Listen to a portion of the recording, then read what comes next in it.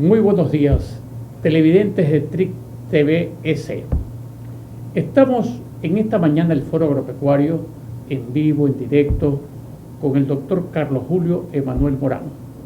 Aquí no hace falta hablar de su currículo, pero como cada vez tenemos más miles de televidentes y tenemos la integración de los jóvenes, que es la mayor fuente de riqueza que tiene el país, el doctor Carlos Julio Emanuel fue tempranamente ministro de Finanzas y muy temprano, cuando apenas tenía 30 años, manejaba el Banco Central de Guayaquil. Es un hombre de una trayectoria en economía, en finanzas, en la banca privada, en las empresas privadas e incluso en un tema del Foro Agropecuario que lo vamos a tocar, de los famosos trueques, los ejemplos que se pueden hacer, pero con las ilustraciones que hemos tenido de la otorgación de los premios Nobel de Economía a 3 ciudadanos, uno norteamericano, otro holandés norteamericano y otro canadiense norteamericano, donde que se habla de que hay 3 variantes importantes que no causan el problema que muchos estadistas les preocupa. Uno de ellos es la migración hacia los países llamados capitalistas, llamados de gran vías de desarrollo, llámese Estados Unidos o llámese Alemania, por parte del mundo árabe, del mundo otomano, de Turquía, que llegan a esos países. El otro variante es, sin lugar a duda, la que ellos dicen, que el salario mínimo vital marcado tampoco es una causante para crear las mayor fuentes de empleo. Y el otro, que indudablemente tiene fortaleza, es la educación. A quien fuera ministro de Finanzas, a quien fuera candidato a presidente de la República, el doctor Carlos Julio Emanuel Morán, le damos estas inquietudes, porque es un hombre que hizo su economía, su PhD, su doctorado en Estados Unidos. Es un hombre que ha estado en no sé si en el Banco Mundial, el BIC, pero ha manejado finanzas internacionales y nacionales. Carlos Julio, ¿qué nos dices para los televidentes del Foro Agropecuario sobre estas 3 variantes que son una de las principales causas para otorgar el Premio Nobel de Economía? Bueno, muchas gracias, Leonardo, por esta invitación. Yo quisiera añadir al currículum que tú has mencionado el hecho que yo he sido agricultor. Me ha gustado sembrar. Eso viene en la sangre, en el ADN de uno, porque mi padre fue agricultor y mi abuelo también, de la provincia de Los Ríos. He sembrado en la provincia de Los Ríos banano, plátano, limón, cacao. He estado siempre muy interesado en el tema agropecuario y de no ser porque lamentablemente tuve que ir a un exilio por razones políticas, todavía fuera agricultor. Tuve que despojarme de las propiedades agrícolas en malos términos para mí, en lo económico, pero eso no quita que sigo siendo yo un agricultor de corazón y que me preocupa lo que ocurre en el sector agropecuario, porque yo lo he vivido las penurias de los bananeros, el problema de los precios, el problema de los insumos. Solamente quería añadir eso porque de repente la gente puede llevarse una idea de que he estado exclusivamente en la función pública y no ha sido así. Yo he sido un empresario privado también en el sector agropecuario. No, vamos a tratar el tema agropecuario, el tema donde hiciste historia con un trueque, Pero lo vamos a dejar ese para la segunda parte. ¿Cómo no? Vuelvo a pedirte, ¿qué nos dices de esta entrega del Premio Nobel con esas 3 variantes? Porque mira, aquí tenemos venezolanos que nos han llegado al Ecuador. Y ojo, yo te digo la verdad, yo fui un hombre que emigró a temprana edad y llegué a España a estudiar. Y he visto ecuatorianos, millones que salieron ecuatorianos en la crisis bancaria, que fueron recibidos. Entonces, eso que se aplica en los países desarrollados, yo quisiera que tú nos dieras una cátedra, y digo una cátedra porque no Leonardo Escobar, el Ecuador entero te considera a ti, junto con otros, el economista Francisco Suez, con otras personas, consideran que tú eres palabra autorizada en economía, en finanzas, tanto públicas como privadas. Ya, gracias, Leonardo. Lo que la Academia Sueca del Premio Nobel ha reconocido en 3 economistas es lo que ellos llaman una revolución en la investigación económica, en la investigación empírica, o sea, tomando casos de la vida real para tratar de explicar temas que han sido controvertidos en el pasado. Recordemos algo, la economía es una ciencia social, no es una ciencia exacta, y siendo como es una ciencia social, tú no puedes hacer con temas económicos experimentos controlados de laboratorio, que sí lo puedes hacer pues en química, en física, en medicina, para hacer vacunas, pues tú tienes que hacer una serie de pruebas debidamente controlados a nivel clínico. Puedes cambiar los ingredientes hasta obtener lo que tú consideras que es un resultado adecuado. Eso en economía no se puede hacer, porque la economía es cambiante, porque la economía tiene que ver con seres humanos, porque la economía, la sociedad no es un laboratorio. Entonces lo que dice esta Academia Sueca del Premio Nobel es que estos 3 economistas han revolucionado el concepto de la investigación económica aplicando casos de la vida real para de ahí derivar conclusiones. Entonces, por ejemplo, uno de ellos, el economista canadiense-americano David Card, que se lleva la mitad del Premio Nobel, y los otros 2 se llevan la otra mitad. ¿Por qué es esto así? Porque los hallazgos del economista Card los hizo de común acuerdo con otro economista apellido Kruger, que falleció hace unos 2 años, y me imagino que el economista Card pues estará compartiendo a lo mejor su 50% con los herederos de quien lo ayudó, quien fue su compañero y socio en estas investigaciones. Bueno, tomando en cuenta algunos de los conceptos que vienen de lo que se llamaría pues la sabiduría convencional en economía, es de que tú no debes subir los salarios o que el aumento en el salario mínimo produce desempleo. Eso es una sabiduría convencional, y los empresarios siempre dirán, no, pues si se suben los salarios a nivel general, suben los costos y por lo tanto yo voy a emplear menos gente y eso produce desempleo. Entonces, ¿qué hizo este economista Card? Tomó un caso en Estados Unidos, en 2 estados colindantes, New Jersey y Pensilvania, si mal no recuerdo. En New Jersey se habían mantenido fijos los salarios, en cambio que en la vecina Pensilvania se habían aumentado. Entonces hizo el análisis: ¿qué ha pasado con el empleo producto del alza del salario mínimo en Pensilvania? Bueno, no disminuyó el empleo y más bien se mantuvo, y con lo cual él llega a la conclusión de que no necesariamente el aumento del salario provoca desempleo. Ese es su primer hallazgo, basado en una muestra específica entre 2 estados de los Estados Unidos. Ahora hay que tener en claro que es un caso específico de donde, en mi opinión, no se pueden derivar o hacer generalizaciones, como por decir, en cualquier lado que tú subas los salarios, eso no te va a causar desempleo. Eso es un poco lo que hay que aclarar. O sea, sí, efectivamente tomó tomó hechos reales de lo que había ocurrido y uno tal vez se puede dar hasta una explicación, ¿no? Porque a lo mejor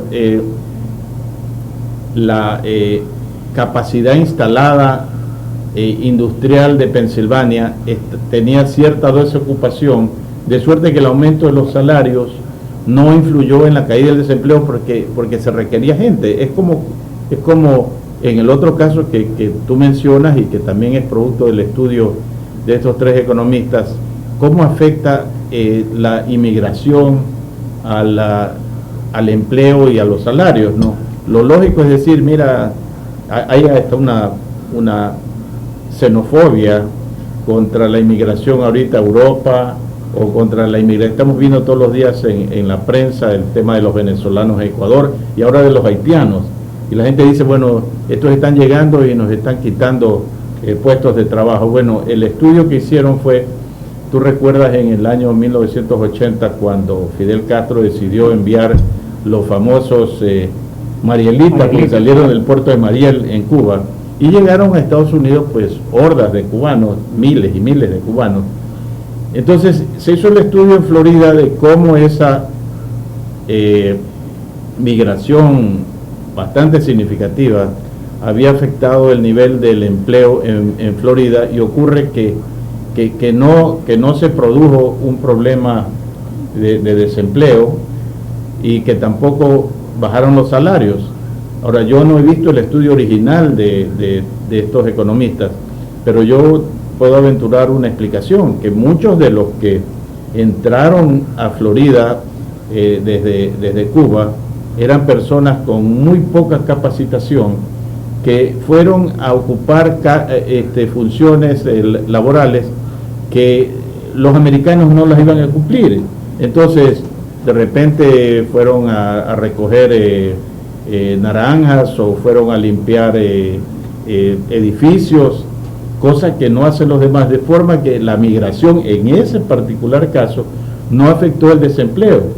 La pregunta es, ¿puede uno en base de eso generalizar y decir que la migración no afecta? No, yo no generalizaría, como tampoco puedo generalizar el hecho de que el aumento del salario en alguna forma es indiferente al efecto en el empleo, ¿no? Yo me quedo un poco con la lógica de que pueden haber casos especiales, pero no podría generalizar ni en el caso de la migración ni en el caso de los salarios. Tú y yo hemos tenido oportunidades, y muchos de los televidentes de TRIC TVS, de haber estado en Pensilvania, haber estado en New Jersey. Son estados que tienen, como tú dices, una industria desarrollada.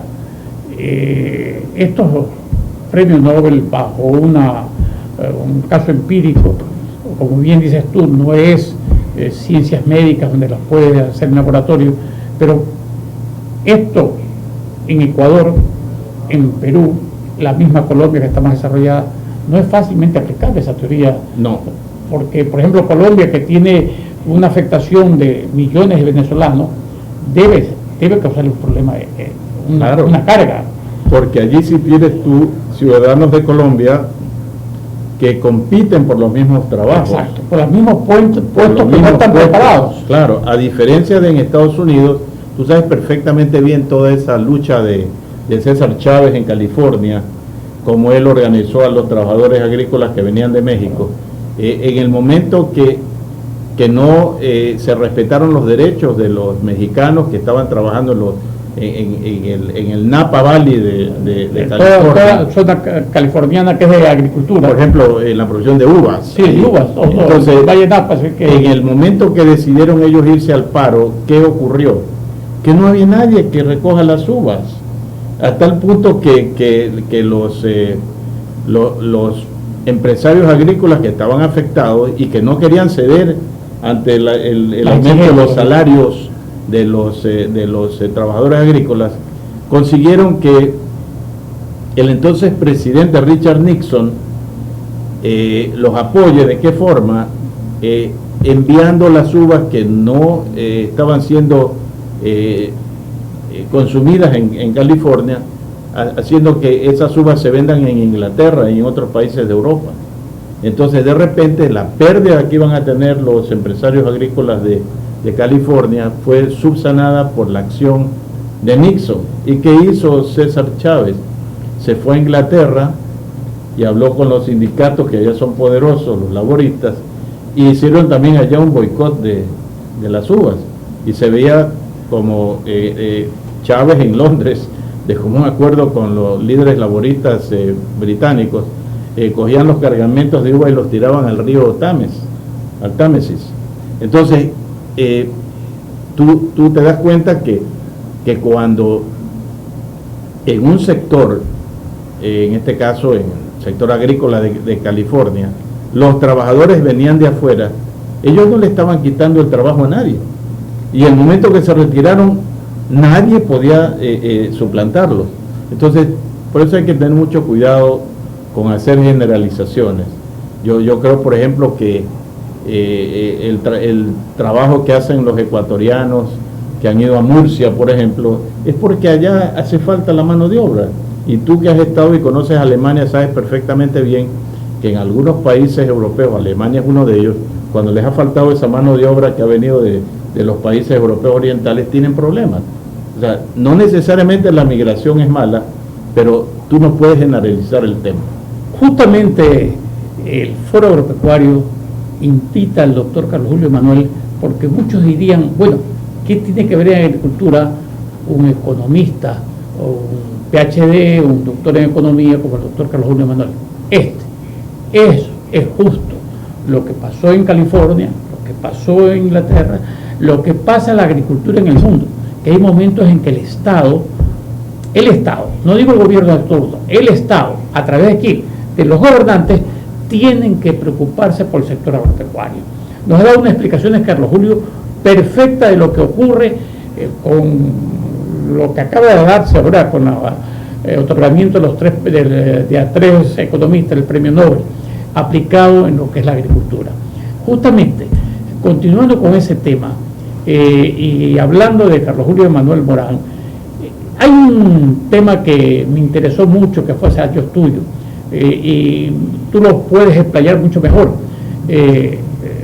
Tú conociste de cerca al señor Luis Novoa Naranjo. Él hizo un trueque con Yugoslavia, la época que esas repúblicas eran unidas, de banano y otros productos agropecuarios para una flota bananera. Lo mismo hizo la empresa del general Andrade, lo que se llama Toyota, Mercedes-Benz, Cisco. Tengo entendido que tú eras gerente general, y se hizo un trueque de camiones por banano. En este momento que tenemos crisis en el Ecuador, quisiera que nos tocaras ese tema. Leonardo, permítame solamente terminar algo más sobre el tema de los economistas, porque son tres temas. Sí, el salario, el segundo la inmigración y tercero la educación. Ellos también hicieron una investigación de cómo el nivel educativo influía en el posterior éxito de la persona en cuanto a empleo y salario. Bueno, eso sí es parte de la sabiduría convencional. No tenemos que esperar que estos economistas nos los digan, pero es evidente que entre la gente que más se prepara va a tener mejores opciones de trabajo y mejores sueldos. Ese es otro de los hallazgos que ellos hacen, que ese sí se puede generalizar. Yo sí generalizaría ese. Incluso en Ecuador y en todos los países pequeños. Lado, tú conoces, hay personas que mujeres que han sido abandonadas por sus esposos y que han tenido un puesto en el mercado vendiendo legumbres y que han logrado sacar a sus hijos a través de su esfuerzo, y esos hijos al cabo de un tiempo son pues abogados, ingenieros, médicos, obviamente con salarios largamente superiores a lo que hubieran sido si se hubieran quedado vendiendo legumbres en el mercado. Entonces, eso sí es algo de aplicación general. Por eso, desde que yo recuerdo, Leonardo, desde la escuela y ciertamente del colegio secundario, que era lo que nos inculcaban los profesores. La educación es fundamental para el desarrollo y sigue siendo, porque un pueblo educado es un pueblo que puede votar bien, elegir bien. Un pueblo que no está educado no elige bien y puede ser llevado fácilmente al desastre por cantos de sirena.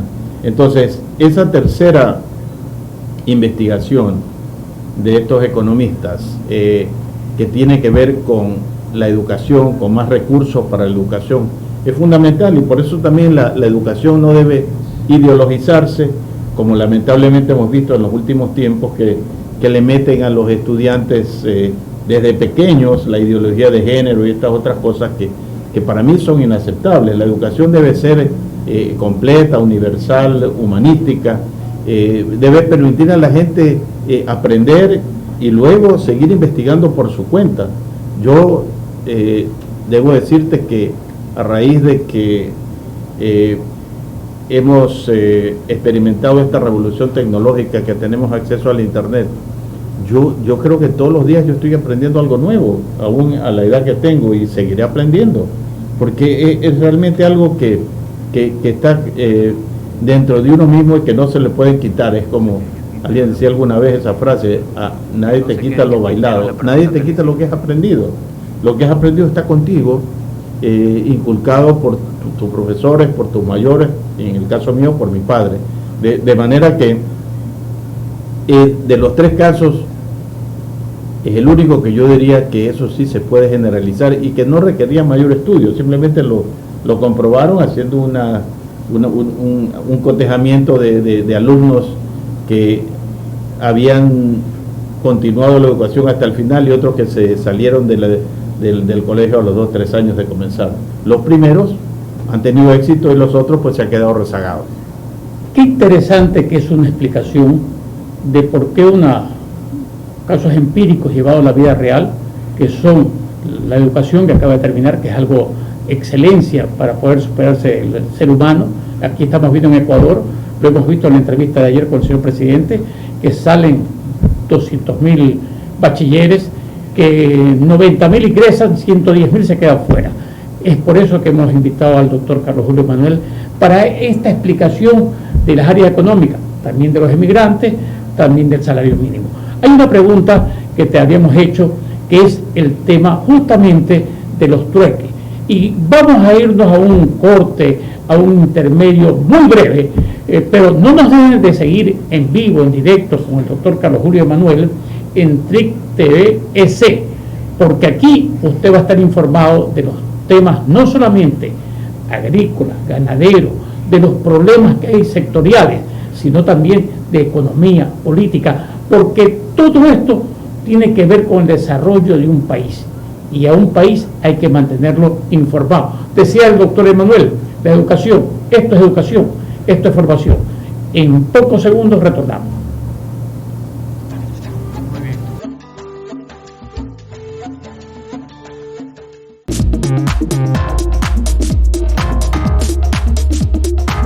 Inicio de espacio publicitario. Bienvenidos al Centro de Rehabilitación Pulmonar. El Centro de Rehabilitación Pulmonar brinda terapias de hidrógeno para que puedas recuperar la funcionalidad de tus órganos al 100%. Previo a las terapias te realizan una evaluación de los signos vitales para constatar las condiciones y proceder con las terapias. El inhalador de hidrógeno es un equipo médico que está revolucionando el mundo de la medicina. Las terapias tienen muchos beneficios para el ser humano, eliminan los radicales libres y ha sido empleada para la recuperación con pacientes que enfrentaron enfermedades en este tiempo de pandemia, entre otras patologías, teniendo excelentes resultados para la salud. Para mayor información de nuestro Centro de Rehabilitación Pulmonar, te invitamos a comunicarte con nuestros asesores. Las terapias de inhalación de hidrógenos salvan vidas. Te informamos que Asoprosec abre sus puertas con nuevos horarios para profesionalizarse en las ramas de cosmetología y cosmiatría. Sé una profesional y conviértete en una empresaria exitosa en el mundo de la estética. Estudia con nosotros. Estamos ubicados en la Ciudadela Bernaza Norte, Manzana 10, Solar 27. Para más información, comunícate a los números 09 68 09 69 18 o el teléfono 09 68 50 56 63. Asoprosec, luchando por una estética con ética. ¿Ya te graduaste de la secundaria y aún no sabes qué carrera puedes estudiar? Funcadi capacita a la ciudadanía en carreras artesanales como mecánica de motos, soldadura, mecánica automotriz, y en 9 meses podrás obtener tu certificación como maestro de taller. Ven y profesionalízate en nuestras carreras artesanales. Estamos ubicados en la Ciudadela Garzota 1, Manzana 10, Villa 5. Para mayor información, comunícate al 0958836654.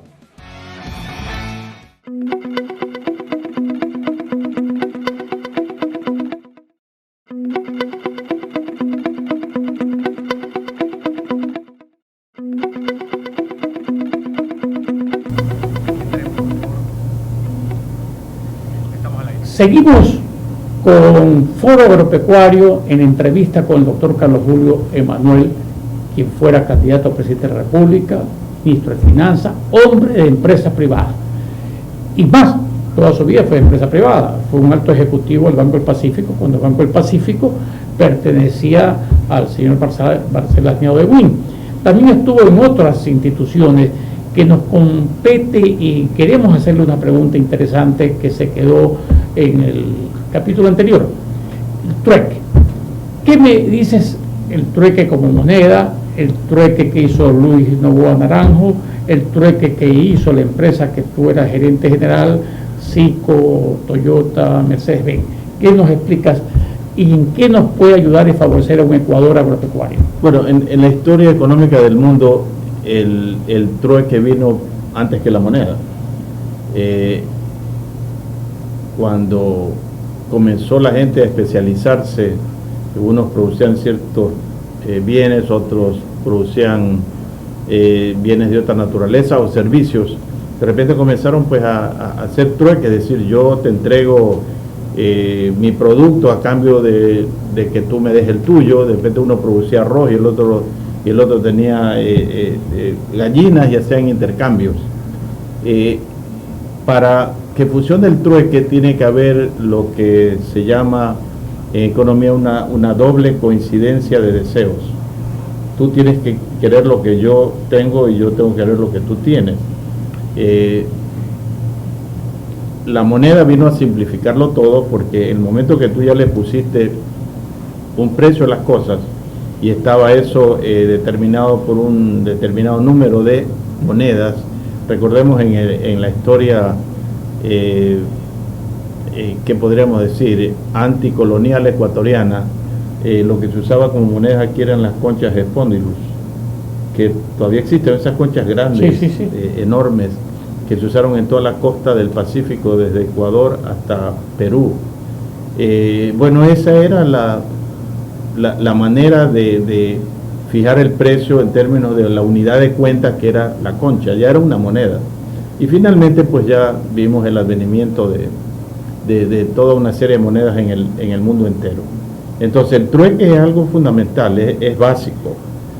Facilita obviamente la transacción de bienes y servicios, la moneda, pero cuando de repente tú tienes excedentes de un producto que no tienen salida y tienes una demanda de esos productos en otro lado que no sea aquí, entonces tú comienzas a pensar, bueno, ¿cómo puedo yo ir a lo básico? Es decir, yo tengo, en el caso ecuatoriano al que tú te refieres, cuando yo estaba en la empresa Zico, siendo gerente de Mercedes-Benz y Toyota, se me ocurrió, habiendo un exceso de banano, como siempre hay en el Ecuador, siempre ha habido exceso de banano. Siempre ha habido.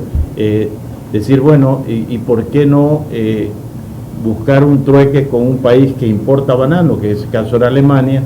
Y como yo representaba a la firma Mercedes-Benz en Ecuador, me puse en contacto con la oficina respectiva de Mercedes-Benz. Decimos, ¿por qué no hacemos un trueque? Ustedes reciben banano, nosotros recibimos buses, no eran camiones. Los buses para las cooperativas, algunos de los cuales deben estar rodando todavía, porque los Mercedes-Benz son buenos. Entonces, eso fue lo que hicimos en el gobierno de Sixto Durán, que llamó la atención al gobierno a tal punto que cuando hicimos la primera entrega de los buses, cuando llegaron los buses, el presidente entonces, Sixto Durán, vino a hacer la inauguración del tema. Te tengo que interrumpir obligado, porque necesito que los agricultores, los empresarios, los arroceros que están sufriendo en este momento, los bananeros que no reciben el precio de la caja, escuchen, y me veo obligado a repetirte. Esto me dice que fue hace pocos años, hace 2 décadas nada más, en 1992 al 96. 1995. O sea, la crisis que está viviendo la situación arrocera, la situación bananera, quiere decir que tiene solución, Carlos Julio. Tiene solución, obviamente, es cuestión de usar la imaginación, ¿no? Usar los contactos. Ecuador tiene el producto y tú sabes perfectamente bien que en el mundo hay una demanda permanente de alimentos, ¿no? El banano es uno de ellos. Se pierde demasiada producción ecuatoriana porque no se encuentran los nichos adecuados y a veces, de hecho, los exportadores no encuentran una salida que desde la empresa privada uno la puede obtener. Y mira que yo no estaba en la función pública, esto fue algo netamente privado. Y algo que agregar ahí, porque es bien cierto, y lo hablo con conocimiento de causa, porque esta es mi profesión, ingeniero agropecuario, porque he trabajado de asesor de bananeros, consultor de bananeros.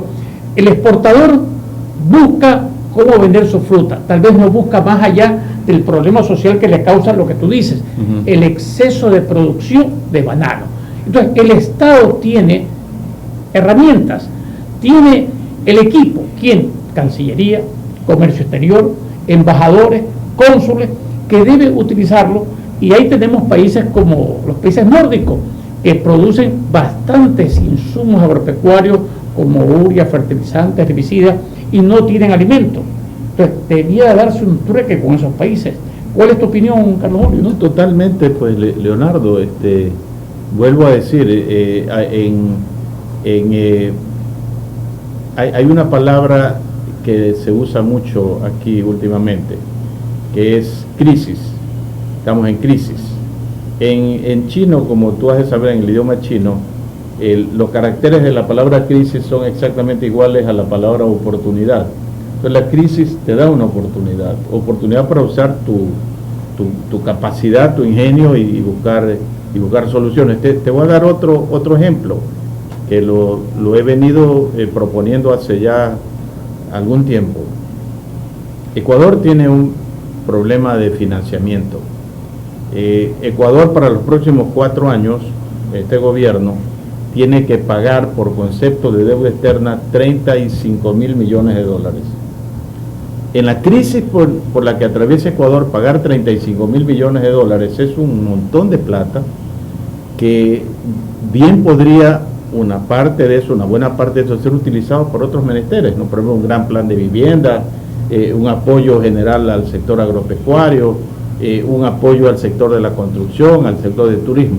Pero estamos nosotros dedicándole 8.000 millones de dólares mínimo al año para pagar cumplidamente la deuda externa. Ecuador no está en condiciones de hacer eso, y hay que decirlo. Pero entonces viene la pregunta, ¿pero necesitamos financiamiento? Bueno, tú debes saber, como sabe la ciudadanía que nos escucha, que lee los periódicos, que escucha las noticias, que hace muy poco tiempo el Fondo Monetario Internacional, es decir, el grupo de los países más ricos del mundo, el G10, a través del Fondo Monetario, decidió hacer una emisión extraordinaria de derechos especiales de giro, que es la moneda del Fondo Monetario, de 650.000 millones de derechos especiales de giro. Eso es como 700.000 millones de dólares. Y lo repartió a los países en función de su cuota. Al Ecuador le tocaron 1.000 millones. Regalo, es un regalo. Pero ¿qué ocurre, Leonardo? Que el 70% de esa asignación de 650.000 millones de dólares, estamos hablando casi 500.000 millones de dólares, fue a parar a los países ricos que no necesitan esa plata. A países como Dinamarca, Bélgica, Suecia, Noruega, Holanda. Ahí están parqueados esos dineros. En Ecuador los 1.000 millones entraron y desaparecieron porque se necesitaban. Entonces, ¿por qué, por ejemplo, Ecuador? Yo lo propuse a través de, comencemos con el Pacto Andino, que actualmente Ecuador creo que es presidente pro tempore del Pacto Andino. ¿Por qué no comenzar entre los miembros del Pacto Andino y seguir hablando con otros países necesitados, de plantearle al Fondo Monetario de que ese 70% que ha sido distribuido a los países ricos que no los necesitan, puedan ser represtados a los países que requieren al 1% a 30 años plazo, como fue en su momento el Plan Marshall después de la posguerra. O sea, a donde yo quiero llegar es que hay que tener iniciativa, hay que tener imaginación, hay que buscar soluciones. No te puedes simplemente quedar sentado y un poco ser existencialista y pensar que las cosas se van a resolver por sí mismas. No, hay que buscar las soluciones, y eso fue lo que hicimos en ese trueque al que tú hacías referencia. Antes de irnos a un corte, te quiero hacer una pregunta, un recorderis mutuo. Tú eras ministro de Finanzas o gerente del Banco Central, no recuerdo bien, en el periodo del ingeniero León Febres Cordero. Gerente del Banco Central. Gerente del Banco Central, yo era diputado nacional, lo que hoy llaman asambleísta nacional, por 4 años.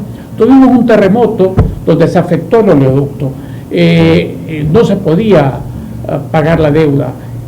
Eso es importante. ¿Qué se hizo en ese momento? Bueno, tal vez es bueno hacer una referencia anterior, porque en el año 1985 el ingeniero Febres Cordero me pidió que yo lo represente en la Cumbre Mundial de la Deuda que convocó Fidel Castro, que era para el no pago de la deuda. La postura nuestra, que estábamos y habíamos renegociado la deuda, es que eso no era viable y que había que pagar la deuda, y el discurso que yo di, que preparé la noche anterior, fue directo ante los miles de invitados que estaban ahí, de que las deudas hay que pagarlas, pero siempre puse yo una condición: siempre y cuando no se afecte la situación social, política o económica de la gente, del pueblo. O sea, siempre hay un caveat. O sea, esto no es que hay que pagar la deuda no importa lo que pase, no.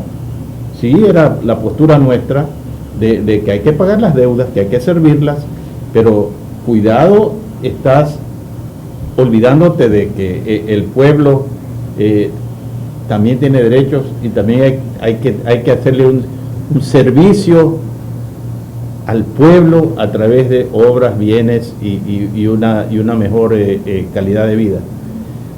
Esto como antecedente, porque en el 87, en marzo, se rompe el oleoducto, 42 kilómetros del oleoducto, el único que teníamos, el SOTE en esa época, y nos quedamos sin exportar petróleo. O sea, no había, podíamos tener el petróleo, no había cómo transportarlo a ninguno de los terminales. Entonces Febres Cordero llamó al equipo económico, yo era entonces el que encabezaba el equipo económico, y dijo: ¿qué hacemos? Entonces yo le dije: hay que suspender el pago de la deuda externa. Entonces Febres Cordero me queda viendo y me dice: pero ¿cómo puedes proponer eso en este gobierno, que es un gobierno de derecha, y yo soy empresario? Le digo: sí, le propongo eso, porque para que usted pague la deuda externa tiene que subir los impuestos a la gente. A eso yo no voy a hacer. Entonces, ahí está la respuesta. Y Febres Cordero, hombre de derecha, empresario, creyente en pagar la deuda, como soy yo, no soy yo proponiendo que las deudas hay que pagarlas, pero hay que pagarlas en condiciones que te permitan vivir como una persona. Leonardo, nos están escuchando ahorita pues agricultores que tienen que llevar el pan a su mesa, y si la disyuntiva es entre llevar el pan a su mesa o pagar las deudas de los bancos, llámese Banco Fomento, llámese tarjetas de crédito, la gente va a preferir alimentar a su familia, educar a su familia, vestir a su familia, darle medicina a su familia. Entonces lo prioritario es prioritario. En este caso, cuando ya hablamos del país, Febres Cordero decidió, vamos a ponerlo como en un cliché, pagar la deuda social antes que la deuda externa, porque la deuda social es fundamental. En estos momentos yo puedo decir y puedo afirmar que el Ecuador, para pagar 35 mil millones de dólares en los próximos 4 años, tiene que poner impuestos a la gente que en la actualidad está pues subempleada, desempleada y en pobreza absoluta, y eso no es algo que yo personalmente recomendaría. Nos vamos a ir al último corte breve para ir a conclusiones. El Foro Agropecuario trata de traer los mejores hombres del país aquí, las mejores damas del país aquí, pero siempre queremos en el último segmento sacar conclusiones. Regresamos en breves segundos.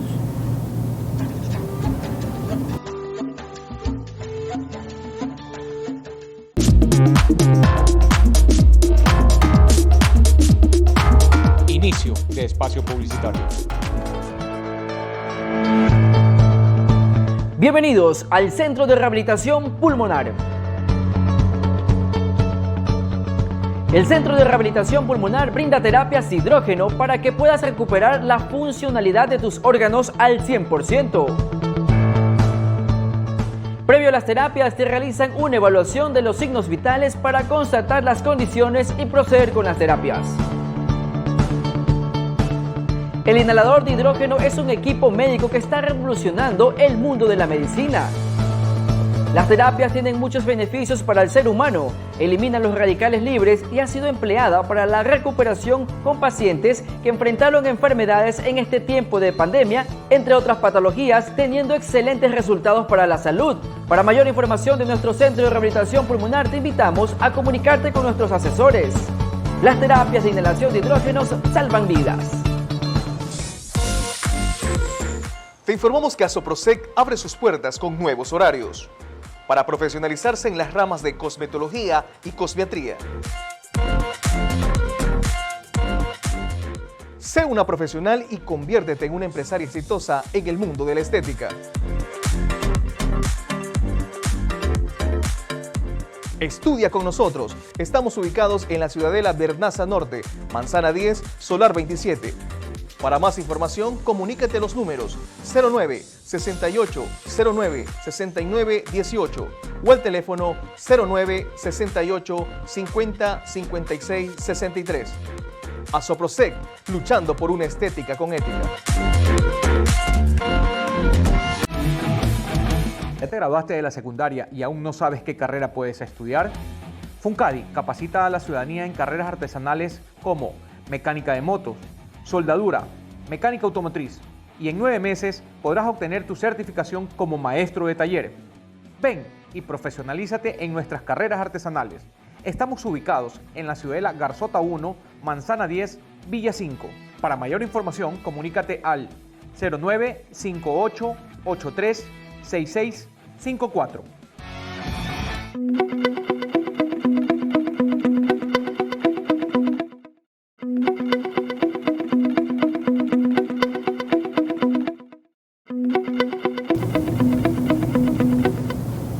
Seguimos con Foro Agropecuario con el doctor Carlos Julio Emanuel, y como el tiempo es el peor enemigo en todas las cosas y hay que aprovecharlo. Doctor Carlos Julio Emanuel Morán, concreto, sacando conclusiones de por qué los economistas reciben este premio Nobel. Vemos aquí, ayer vimos el discurso del señor presidente de la República.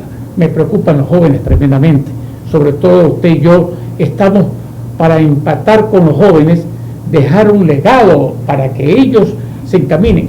Escuchamos que 200.000 bachilleres salen al año, 90.000 ingresan a la universidad, 110.000 se quedan fuera.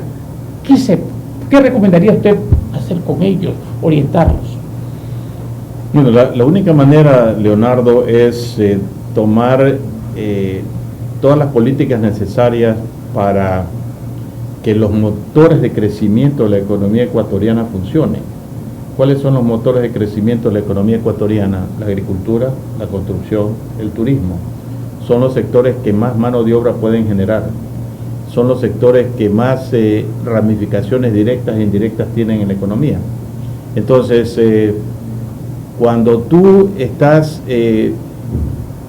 ofreciendo incrementar los empleos, pero al mismo tiempo no estás tomando medidas para hacer crecer la economía ecuatoriana puede tener un crecimiento, lo ha tenido en el pasado, algo normal de alrededor del 5%. Con el 5% significa, además, Leonardo, que el Producto Interno Bruto se duplica cada 12 años.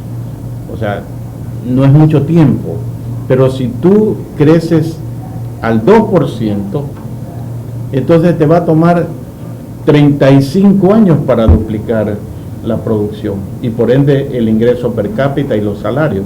Entonces un gobierno debe interesarle cómo hago crecer más la economía. Lo que hizo China, porque China pues ha crecido hasta el 14% anual, lo cual ha significado que ha duplicado su producto en 5 años. Le hago una pregunta ahí. Cuando usted me dice que crecemos al 2%, Carlos Julio, y si tenemos un crecimiento de natalidad similar, no nos hace... No hay crecimiento per cápita, pues. Ese es el problema. Y hay que decir... Porque hay que decirlo de verdad. Los ecuatorianos nos multiplicamos mucho. Esta es la realidad. Las proyecciones que ha hecho el gobierno para los próximos 4 años es de un crecimiento de alrededor de 2,5%. 2,5%. Si el crecimiento vegetativo de la población es casi 2%, el crecimiento es casi nulo. Entonces tú no vas a tener capacidad para absorber a los estudiantes que se están graduando. Esa es mi pregunta, por eso le digo, al haber el desarrollo y crecimiento de tantos niños, tantos jóvenes. A ver, además hay algo, Leonardo, y esto es de actualidad. Las reformas que se proponen al Código Laboral, yo estoy de acuerdo con eso. O sea, dar más flexibilidad para contratación, que la gente pueda trabajar por horas. Yo también, cuando estudiaba en Estados Unidos, tenía horas libres y trabajaba por horas, ya sea calificando exámenes o cualquier otro trabajo que me lo encontraba allí. En países modernos que tienen, por tanto, una legislación laboral moderna, tú tienes diferentes modalidades de contratación y tampoco hay pues los problemas en los despidos, etcétera. El gobierno propone esa flexibilización y yo estoy de acuerdo, aunque esté en desacuerdo con algunos aspectos puntuales. Pero el tener una flexibilización laboral no significa que tú vas a tener mayor nivel de empleo si la economía no crece. Y la prueba de esto es, y tú que has vivido en Estados Unidos sabes, allá tienes todas las modalidades de trabajo. ¿Y por qué de repente en Estados Unidos hay desempleo? Si todas las modalidades son flexibles. Porque hay momentos en que las malas políticas impiden que la economía crezca, entonces se producen estos baches de desempleo. Lo que te quiero decir con esto es que modificar el código laboral y tener más flexibilización es una condición necesaria, pero no suficiente para que haya mayor empleo. Para que haya mayor empleo tienes que generar políticas que se traduzcan, como dije, en agentes de creación, de movimiento de los motores de crecimiento de la economía. Hemos visto, por ejemplo, si tú ves la curva, el gráfico del sector de la construcción, desde el 2015 ha venido hacia abajo. Entonces, ¿cómo puede crecer la economía si la construcción está cada vez sumida en un abandono? Y el sector agrícola, ni que se diga, pues si el problema, ¿cuál es el problema de fondo? Vamos a hablar de los arroceros. Si los arroceros están apilando arroz, no lo pueden vender, no tienen ingresos, ¿qué capacidad de consumo tienen ellos para poder generar crecimiento en la economía? Ninguna, pues. Y si no hay capacidad de consumo en una economía, tú no puedes tener crecimiento. Entonces la preocupación del gobierno debería ser cómo inteligentemente yo traslado buena parte de los recursos que quiero dedicarlos a la deuda externa para los sectores que son motores de crecimiento de la economía: agricultura, construcción, turismo. Esa es la única manera que tú puedes hacer. Mira, y termino con una analogía. El querer aumentar el empleo a través simplemente de reformas laborales, que son necesarias, estoy de acuerdo con eso. Es como que tú trates de empujar una piola. ¿Cómo empujas tú una piola en una mesa? No la puedes empujar, pues se te va ahí a jalarla si puedes. Esa es la diferencia, esa es la analogía. Entonces tú tienes que hacer y llevar adelante políticas que activen los motores de crecimiento de la economía, todos ellos. Carlos Julio, cifras estadísticas que los economistas la manejan, nos dice que la agricultura da 2.800.000 fuentes de empleo, 3 millones de mujeres viven en el sector rural. Que la segunda fuente de empleo es el Estado, con una burocracia tanto del Ejecutivo, Legislativo, Jurídico, los GAC municipales, que llega a 800.000, 900.000 personas. La tercera es la construcción, que es en lo más alto 300.000. Si está demostrado que el Ecuador es agropecuario y nos dicen que tenemos que ser petrolero y minero, ¿cuál sería tu recomendación en voz alta para todos nosotros, Nosotros no estamos aquí para asesorar al Estado ni al gobierno de turno, sino para pensar en voz alta cómo incrementamos en los 2 minutos escasos, 3 minutos que nos queda, cuál es tu recomendación para que la agricultura se desarrolle más, para que no sufran esta crisis los arroceros, los lecheros, los bananeros que no le pagan el precio, que hay una pugna. ¿Cuál sería tu recomendación? Tú has sido bananero, tú has sido agricultor, has hecho trueque, has estado en la empresa privada y en la empresa pública. Bueno, primero hay que quitarse de la mente esa ficción que se quiso vender en el gobierno de Correa, que se podía cambiar la matriz productiva del Ecuador, ¿no? Eso es como decirle a Messi, que tiene talento para jugar fútbol, que de repente sea un cirujano plástico, ¿no? Entonces cada cual tiene su especialización. Tú tienes la tuya, yo tengo la mía. Yo no podría ser vendedor de nada, pues no tengo vocación para ser vendedor. Mi vocación es la que la gente sabe que tengo y que la he mantenido desde siempre. Tú tienes obviamente tu propia vocación y los países también la tienen. Por eso es que se desarrolló el concepto de la especialización, ¿no? Entonces, primero, la matriz productiva del Ecuador es esencialmente agrícola. Lo que tienes es que usar, yo siempre digo, ¿no? En Proverbios, me parece que es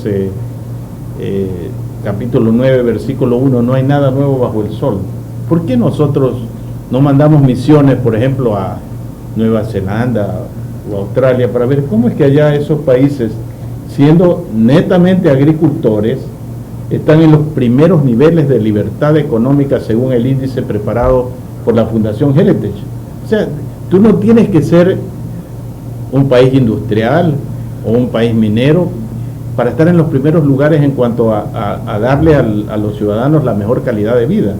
Y la prueba está, en los 5 primeros países del mundo en libertad económica tienes Hong Kong, Singapur, Australia, Nueva Zelanda, Suiza.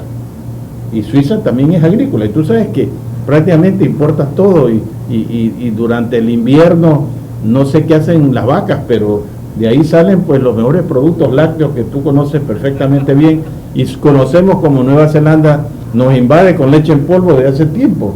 Entonces hay que aprender y aplicar las cosas en lo que saben. Yo creo mucho en el pragmatismo y en ser ecléctico y hacer las cosas que funcionan en otros lados, pero hay muchas otras cosas de las que podemos hablar. Termino simplemente con esto. Sin crecimiento económico no hay posibilidad de resolver los problemas económicos del país. Desempleo, subempleo y pobreza. Le agradecemos al doctor Carlos Julio Emanuel. Debemos concluir con esta frase: cuando los agricultores estamos bien, el país está bien.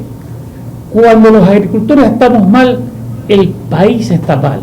Y la refuerzo con la palabra de un hacendado, que descansa en paz, que fue ejemplo de agricultor, don Manuel Encalada Mora. Tuve la satisfacción de trabajar con él allá por la década finales de 1970. Él tenía una frase: haciendas dan casa, casas no dan hacienda. ¿Qué es lo que hay que hacer? Desarrollar el campo, desarrollar la agricultura, la ganadería, que nuestros funcionarios ayuden en estos momentos de crisis a hacer trueque. ¿O es que acaso en la pandemia del COVID no vivimos con trueque? ¿No venían los campesinos a Guayaquil, a Quito, a Cuenca? Aquí hablamos con la experiencia adquirida.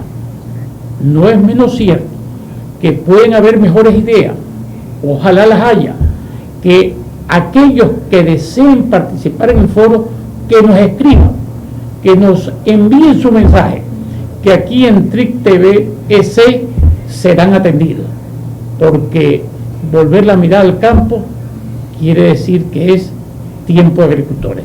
Muchas gracias por habernos seguido al Foro Agropecuario.